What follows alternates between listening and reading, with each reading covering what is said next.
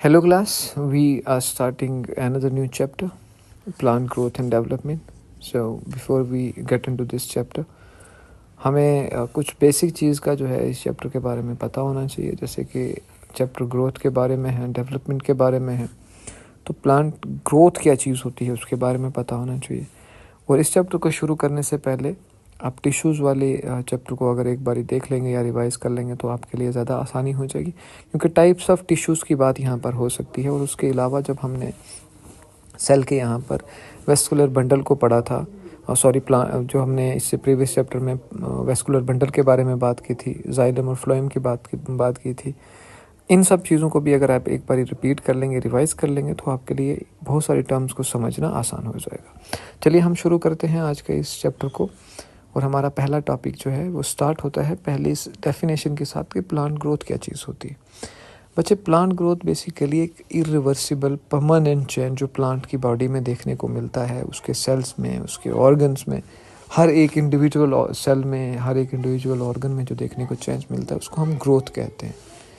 इसमें बहुत सारी मेटाबॉलिक एक्टिविटीज़ ऑब्वियसली यूज़ होती हैं और जिसमें बहुत ज़्यादा अमाउंट की एनर्जी भी रिक्वायर्ड होती है।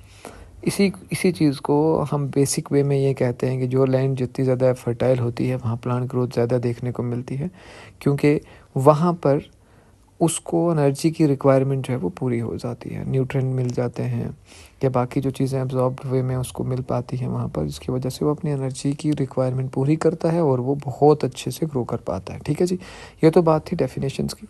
अब हम देखते हैं प्लांट ग्रोथ के बारे में कि प्लांट कहाँ से ग्रो करता है, कौन से पार्ट से ग्रो करता है, उसको क्या कहते हैं, कौन से सेल इसमें इन्वॉल्व होते हैं। तो चलिए देखना शुरू करते हैं। एक बात तो ये है कि याद रखिएगा कि plants through out their life क्या करते रहते हैं, ग्रो करते रहते हैं। और उसका एक मेन रीज़न है the presence of meristem. Meristems की प्रेजेंस होने की वजह से ही ये जो प्लांट सेल्स हैं, जो प्लांट है, प्लांट बॉडी हमेशा ग्रो करती रहती है। ठीक है, अब क्योंकि ये सेल्स, इनके यहाँ पर कैपेसिटी होती है डिवाइड करने की, खुद को बढ़ाने की, तो इसलिए ये डिवाइड करते रहते हैं, अपने नंबर को बढ़ाते रहते हैं, जिनके एंड रिज़ल्ट में हमें प्लांट में ग्रोथ देखने को जो है वो मिल जाती है।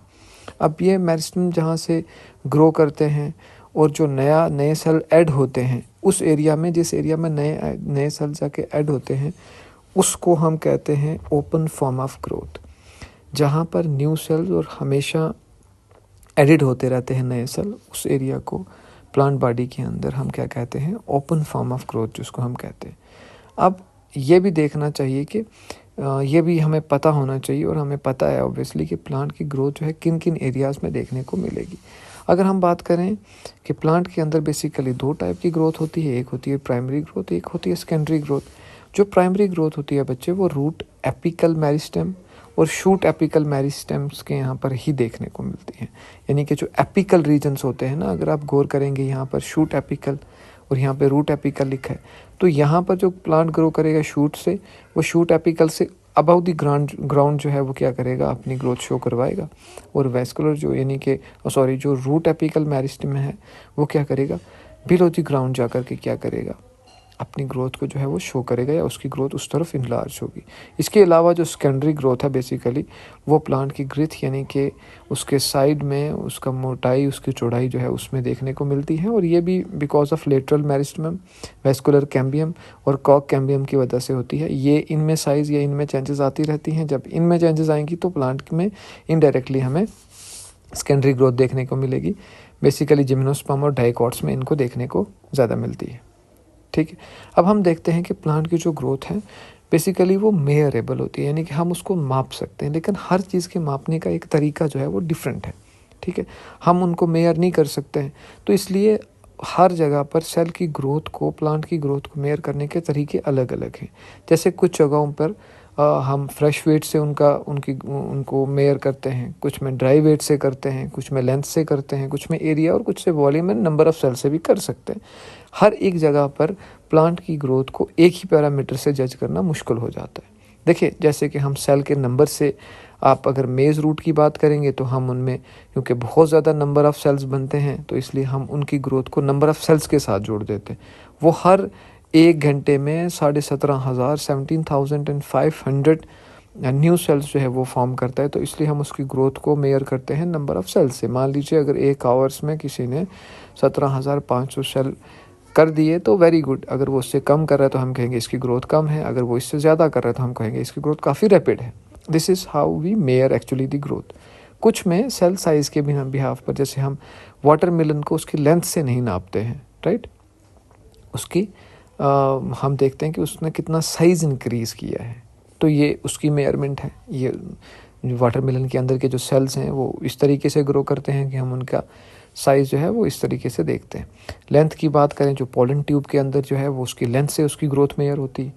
वो अगर पहले 1 इंच थी, फिर वो 10, 20 और इस हिसाब से जैसे होती चली गई तो हम उससे उसकी ग्रोथ को मेयर करते हैं। सेम हम कहेंगे सरफेस एरिया, जैसे किसी लीफ वगैरह का डोर्सोवेंट्रल जो लीफ का उसका एरिया है वो जितना चौड़ा होता जाएगा, जितना बड़ा होता जाएगा, हम कहेंगे कि इसके यहाँ पर जो है ग्रोथ हो रही है।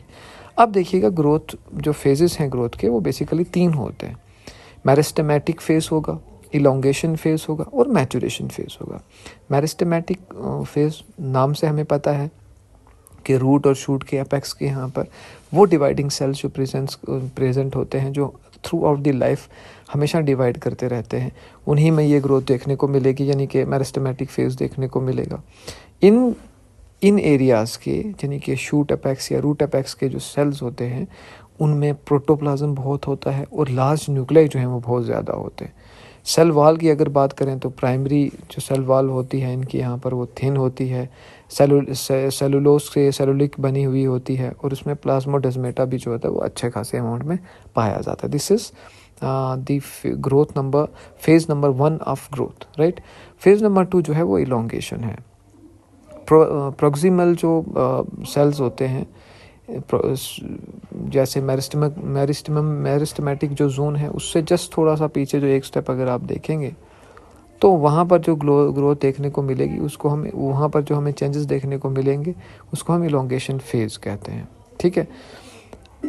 टिप से हल्का सा पीछे जो हमें देखने को मिल जाएगा मेरिस्टेमेटिक जोन से जस्ट थोड़ा सा पीछे, ठीक है।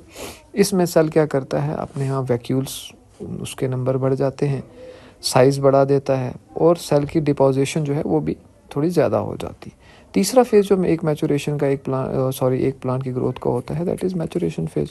मैचुरेशन फेज़ में क्या होता है, जो सेल होता है फर्दर अवे हो जाता है उसकी एपेक्स से, जहाँ से हम जहाँ पर कह रहे थे कि एपेकल रीजन जो उसके टॉप मोस्ट रीजन में है वहाँ से अब ये काफ़ी दूर हो जाता है, ठीक है। और क्योंकि जो सेल्स हैं वो अपने मैक्सिमम साइज़ अटेन कर लेते हैं, वॉल थिकनिंग उनमें हो जाती है, प्रोटोप्लाज्मिक मॉडिफिकेशन भी काफ़ी देखने को मिल जाती है। ये 3 फेजेस हैं जो हमें एक एक करके ग्रोथ होते हुए प्लांट में नज़र आते हैं। जैसे पहले मेरिस्टेमेटिक फेज़ होगा, दूसरा इलोंगेशन फेज़ होगा, तीसरा मैचुरेशन फेज़ उसमें होगा। यानी कि पहले प्लांट एपिकल रीजन से ग्रो करेगा, फिर जस्ट एपिकल से थोड़ा सा पीछे वाला जो 1 स्टेप बैक वाला है वहाँ पर इलोंगेशन होगी, फिर लास्ट में प्लांट के अंदर जो वॉल की थिकनिंग हो जाएगी, प्रोटोप्लाज्मिक जितनी मॉडिफिकेशंस रिक्वायर्ड है वो सारी की सारी उसमें क्या हो जाएंगी, कंप्लीट हो जाएंगी। आगे देखते हैं हम प्लांट ग्रोथ के बारे में, बट इसी के साथ जो दूसरी वीडियो है प्लेलिस्ट में उसमें।